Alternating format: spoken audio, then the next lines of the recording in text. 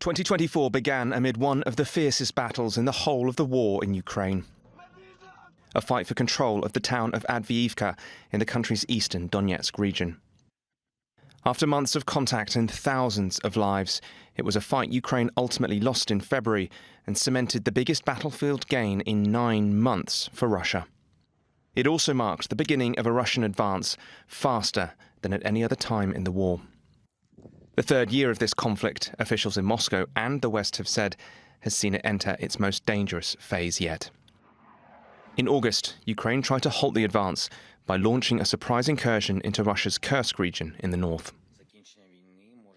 The war can only end with the restoration of territorial integrity of Ukraine and prevention of another aggression by Putin and the Russian Federation. We will do everything possible to force Putin to end this war in a diplomatic way. Shifting Russian tactics this year have also cost even more civilian lives. Upgraded drone modules attached to Soviet-era bombs have increased their range and seen them tested in places like Kharkiv. This attack in May killed at least 19 people, including a 12-year-old girl. The improving effectiveness of drones has seen a growing number of attacks on Ukrainian infrastructure, particularly the country's energy grid. By October, the country's main energy provider said it was operating at less than 50% capacity. Power outages have now become a regular occurrence and means some are not able to heat their homes in sub-zero winter temperatures.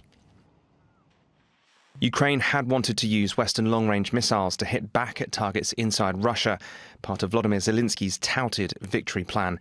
In November, the US and UK finally gave permission to Kiev to do so.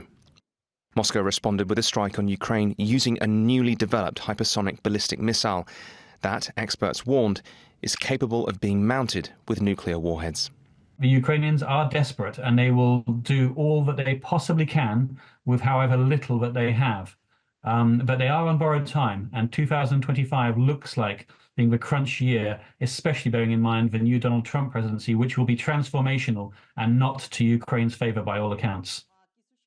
The international dimensions of this war shifted significantly after reports emerged that North Korea was sending troops to fight on the front line alongside Russia. It came as part of increased cooperation between the two countries and speculation Russian President Vladimir Putin may be sending nuclear know-how to Pyongyang in exchange. Putin is ramping up his rhetoric and reckless actions. He is using Ukraine as a testing ground for experimental missiles and is deploying North Korean soldiers in this illegal war.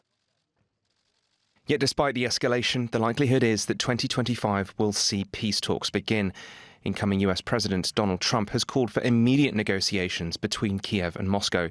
What's less clear is the price of those talks and whether it can lead to long-term security and stability in the region. Flynn, TRT World.